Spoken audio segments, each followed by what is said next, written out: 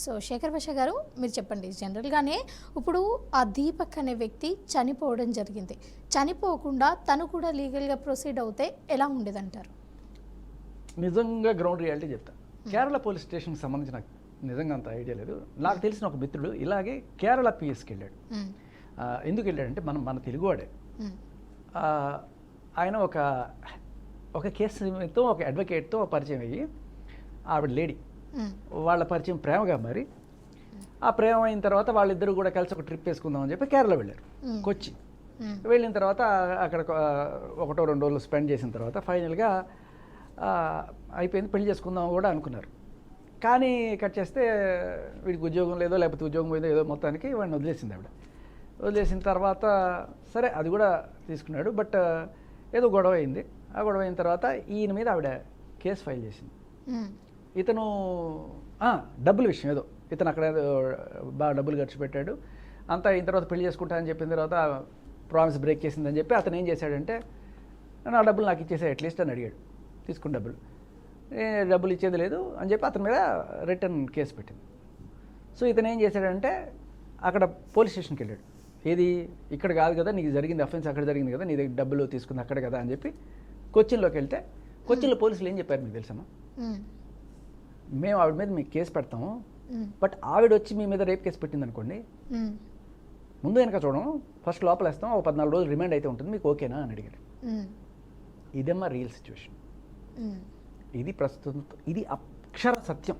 మీరు కావాలంటే నన్ను అడగడం కాదు, లేకపోతే అంబిక గారిని అడగడం కాదు, ఒక రిటైర్డ్ సిఐఓ లేకపోతే ఒక హైయర్ అఫీషియల్ ఎవరైనా సరే తీసుకొని పోలీస్ స్టేషన్లో ఎలా ఉంటుంది మగాళ్ళ పరిస్థితి నిజంగా ఒక రోజు పెట్టండి, కనువిప్పు కలుగుతుంది.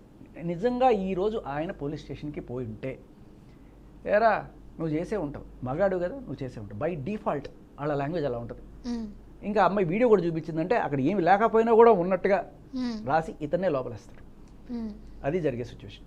అక్షర సత్యం ఇది. మీరు కావాలంటే నేను చెప్పింది కాదు, సరదాగా ఎవరన్నా ఒక పోలీస్ ఆఫీసర్ని మీరు మామూలుగా క్యాజువల్గా మాట్లాడి, సార్ ఇది జరిగితే ఏమవుతుంది అని చెప్పి అడిగి మీరే బీఆర్కే వ్యూవర్స్కి చెప్పడం నేను చూడాలనుకుంటున్నాను. సో అంబిక గారు మీరు వింటున్నారా? సో శేఖర్ భాష గారు ఏమంటున్నారు అంటే, ఒక అబ్బాయి న్యాయం కావాలి అని పోలీస్ స్టేషన్కి వెళ్తే అక్కడ రిసీవింగ్ కానీ లేకపోతే ఏదైనా కానీ న్యాయం జరగదు అండ్ పట్టించుకోరు అని అంటున్నారు.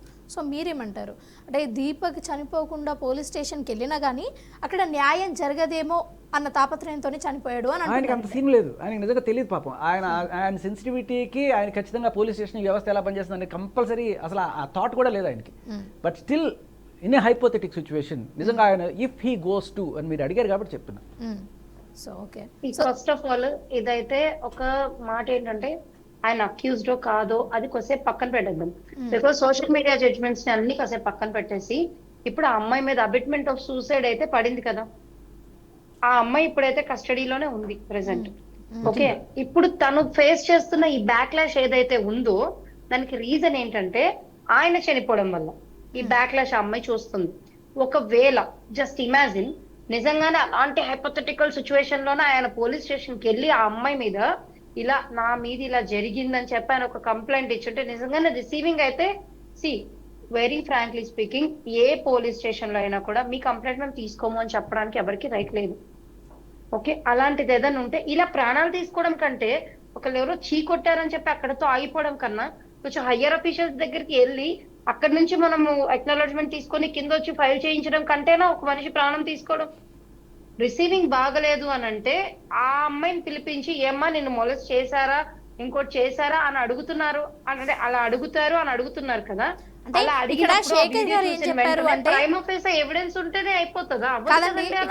శేఖర్ గారు ఏం చెప్పారంటే, రిసీవింగ్ అని కాదు, అక్కడికి వెళ్ళినప్పుడు ఇలా పోలీస్ కంప్లైంట్ రేస్ చేయాలి అని అనుకుంటున్నాను అంటే దానికి ముందే పోలీసులు నువ్వు ఇది చేస్తే నెక్స్ట్ నీకు ఏం జరుగుతుందో అని ఒక బెదిరించిన లాంటి సిచ్యువేషన్ అక్కడ జరిగింది. కౌంటరే అవుతాయి మేడం.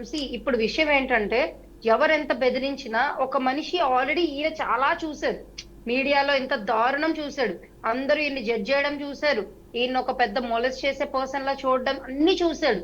అంతకంటే దారుణంగా అయితే వాళ్ళు ఏం ఇంకా కౌంటర్ కేసు ఏం పెట్టినా కూడా అందులో అయితే ఆయన తీసుకెళ్లి కస్టడీలో పడేసేంత సెక్షన్స్ ఏం లేవు కదా మేడం. అందులో లేవు, ఆవిడ పెడుతుంది. నువ్వు నా మీద పెట్టడానికి వస్తే నేను నీ మీద పెడతానంటే ఆయన పెడితే ఆవిడని అరెస్ట్ చేయరు కానీ ఆవిడ పెడితే ఈయన అరెస్ట్ చేస్తారు. అవునా కదా చెప్పండి మేడం మీరే.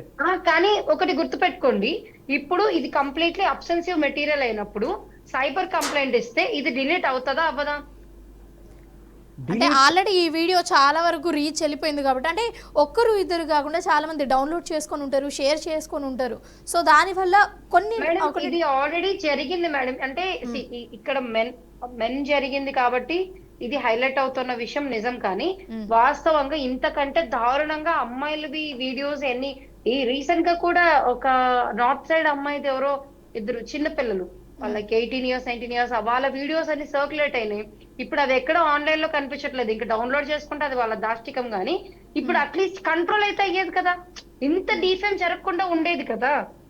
ఒక పోలీస్ స్టేషన్ కి వెళ్ళి ఒక కమిషనర్ ఆఫీస్ కి వెళ్ళి ఇంత పెట్టి అప్పుడు ఈయన నిజంగానే కొంచెం డేర్ చేసుకొని బయటకు వచ్చి ఉంటే he must have been alive right now. మనిషి అంబికా గారు మీరు లాయర్ కాబట్టి మీరు ఈ కోర్టులు కేసులు ఎప్పుడైనా పోలీస్ స్టేషన్కి వెళ్ళి మీరు చూసుంటారు కాబట్టి జెన్యూన్గా మనస్ఫూర్తిగా మీరు ఈ రియాక్షన్ చెప్పండి. జనరల్ అంటే నేను చూశాను లిటరల్లీ పోలీస్ స్టేషన్కి వెళ్ళి నేను చూసిన సిచ్యువేషన్లో ఒక అబ్బాయి వెళ్ళి కంప్లైంట్ ఇవ్వడానికి ఇదిగో ఇట్లా అమ్మాయి నన్ను ఇది చేస్తుందంటే, సార్ జాగ్రత్త, ఈ విషయం అమ్మాయికి తెలిసి ఆ అమ్మాయి వచ్చి మీ మీద ఏదైనా సరే కేసు పెట్టింది అంటే ఫస్ట్ మిమ్మల్ని ముందు వెనక చూసుకోకుండా లోపల వేస్తారు, మీకు ఓకేనా అని చెప్పడం జరుగుతుందా జరగదా? అంటే ఎవిడెన్స్ ఏం లేదు, జస్ట్ కంప్లైంట్ ఇస్తానే లోపల వేసేస్తారా సార్? ఎవిడెన్స్ అంటే మీకు తెలుసు కదమ్మా 498 ఏ ఎవిడెన్స్ కావాలమ్మా? లేకపోతే ఇప్పుడు రేప్ కేసు 498 దీనికి సంబంధం లేదు. రేప్ కేసు కాదు 376 అమ్మా. లెట్స్ టాక్ 376 అమ్మా. 376 అయినా సరే ఎవిడెన్స్ ఉంది, ఎవిడెన్స్ ఉంటేనే పెడతారా, ఎవిడెన్స్ లేకుండా కూడా పెడతారా మీరు చెప్పండి. సార్ ఒక విషయం వినండి, 376 అనేది చాలా పెద్దది. ఫస్ట్ ఆఫ్ ఆల్ ఆ కంప్లైంట్ ఆ అమ్మాయి పెడుతుంది అంటేనే నువ్వు ఏ రేంజ్ లో అక్కడ జరిగుంటే అలా పెడుతుంది అనేది కూడా వాళ్ళు చెప్పాలి కదా. అదే అంటున్నారు. ఇప్పుడు దిస్ ఈజ్ మిస్యూజ్. వినండి, దిస్ ఈజ్ మిస్యూజ్. ఎందుకంటే పోలీస్ స్టేషన్ లో దిక్కుముక్కు లేని ఒకటి మీద పడేసి ఇదిగో నేను అడ్వకేట్ నో లేకపోతే నేను అమ్మాయినో ఏదో ఒకటి చెప్పేసి నేను రేప్ కేసు పెడదాం అనుకున్నాను సార్, పెట్టండి అంటే పెట్టేస్తారా సార్?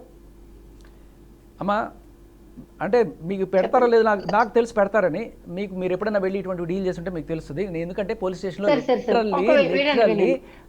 చేయడం చేయకపోవడం కాదు సార్, రేప్ కేసు పెట్టాలంటేనే దాని ప్రైమా ఫేసా ఎవిడెన్స్ కలెక్ట్ చేయడానికి ఒక అమ్మాయి పడే నరకం నేను చూశాను సార్.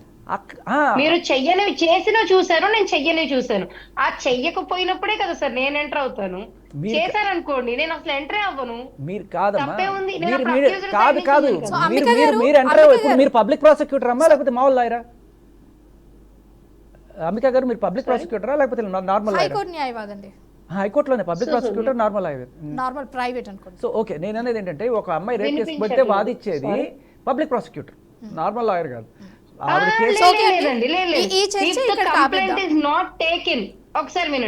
ఒకసారి వినండి. Complaint is not taken. మీకు అర్థమైందా నేను చెప్పింది? కంప్లైంట్ తీసుకున్నాక అసలు నేను ఎంటర్ అవ్వాల్సిన అవసరం నాకు లేదు కదా. నేను అదే చెప్తున్నా, కరెక్ట్ వినండి. కంప్లైంట్ తీసుకున్నారనుకో నేను ఎంటర్ అవ్వాల్సిన అక్యూజ్డ్ వైపు నుంచి నేను వెళ్తాను. Exactly right. సో ఎప్పుడైతే కంప్లైంట్ తీసుకోలేదు అమ్మాయిది అప్పుడు కదా నేను ఎంటర్ అవుతాను. సో ఇక్కడ ఇది మాత్రం వాస్తవం. మీరు నన్ను ఎంతవరకు పుష్ చేస్తున్నారంటే, ఇప్పుడు నేను కనుక నిజంగానే నాకు తెలిసిన చాలా మంది ఆఫీసర్స్ ఉన్నారు, ఒక ఆఫీసర్కి ఈ బీఆర్కే ఛానల్కి నేను చెప్పకుండా, నేను ఇక్కడ ఉన్నానని చెప్పకుండా క్యాజువల్గా ఆయనకి ఫోన్ చేసి, సార్ ఇట్లాంటివి జరిగితే ఏం చేస్తారు సార్ ఒక అమ్మాయి వచ్చి అని అడిగితే మీరు నిజమైన రియాక్షన్ మీరు తెలుసుకుంటారు. చేస్తారా అంబిక గారు? మీకు తెలిసిన పోలీస్ ఆఫీసర్స్కి ఎవరికైనా కాల్ చేసి ఒకసారి మాట్లాడి వినిపిస్తారా? ఒకసారి మేడం, ఇప్పుడు నేను ఒక పాయింట్ చాలా క్లారిటీగా చెప్పదలుచుకున్నాను, చాలా క్లారిటీగా. అందరూ పోలీస్ డిపార్ట్మెంట్ లో ఉండే వాళ్ళు ఒకలాగా ఉండరు. అది ఆయన చెప్పినట్టుగా మెన్ సైడ్ లేదా వాళ్ళు పట్టించుకోకుండా ఉండరు. అలా అని చెప్పి అందరు ఆఫీసర్స్ ఉమెన్ కి పెద్ద పీటేసి మీరు రండమ్మా మీరు వచ్చి కూర్చోండి వెన్నే కేసు పెట్టేస్తాం అలా కూడా ఉండదండి. ఎందుకంటే నేను చెప్తున్నానని కాదండి, ఇప్పుడు సార్ చెప్పినట్టుగానే ఎలా అయితే మెన్ వి తీసుకోవట్లేదు అంటున్నారో సేమ్ అలానే ఉమెన్ వి తీసుకొనివి కూడా కొన్ని వందలు ఉన్నాయి మేడం. ఇలా జరిగినప్పుడు ఏం చేస్తాం? ఆబ్వియస్లీ హైయర్ అఫీషియల్స్ కి వెళ్తాం. నేను ఇప్పటికీ ఏమంటున్నానంటే men are women, life is a life right.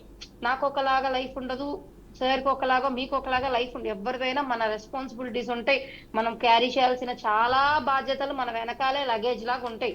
అవన్నిటిని వదిలేసి ఒక స్టూపిడ్ వీడియో వైరల్ అయినంత మాత్రాన అది అఫ్ కోర్స్ క్యారెక్టర్ మీద దెబ్బ పడింది, బట్ నేను ఏమంటానంటే దానికి స్ట్రాంగ్ ఓకే అండి, అంబిక గారు జరిగినప్పటికీ కూడా ఇప్పటికీ ఈ చర్చ ముగిద్దాం. సో అండి, థ్యాంక్ యూ అంబిక గారు అండ్ ఆల్సో సంధ్యారెడ్డి గారు అండ్ శేఖర్ భాష గారు, మీ ఒపీనియన్ని ఈ టాపిక్ మీద మాకు తెలియజేసినందుకు. అండ్ ఇలాంటి అప్డేట్స్, లేటెస్ట్ అప్డేట్స్ మీద మీకు డిబేట్స్ చేస్తూనే ఉంటాము. And thank you.